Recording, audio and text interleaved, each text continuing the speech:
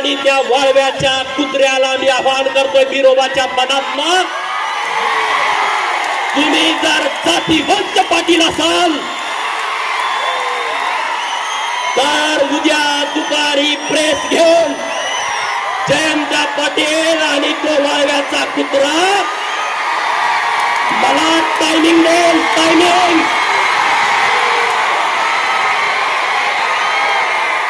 अरे बघा मीडियावाले व मित्रांनो, हे बघा माझं काय चाललंय, हे भाग बघा.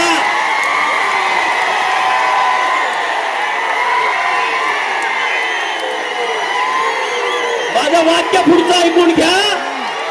जयंत्या आणि वाळव्याच्या कुत्र्यानं उद्या मुंबईमध्ये, सांगलीमध्ये प्रेस घ्यायची आणि त्यांनी सांगायचं गोपीचंद पडळकरला ईश्वरपूर मध्ये यायचं की वाळव्यात यायचं, दिनांक, वार आणि वेळ मला सांगा, मी तिथे येतो.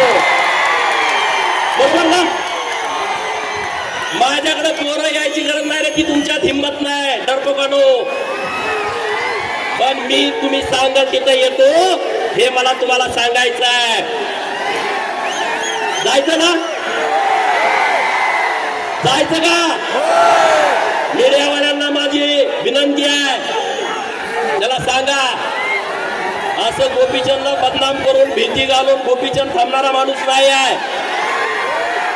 गोपीचंद फकीर माणूस आहे ना, मला आगे ना पिच्या. तुम्ही मला किती जरी बदनाम करण्याचा प्रयत्न केला तर मी घाबरत नसतो.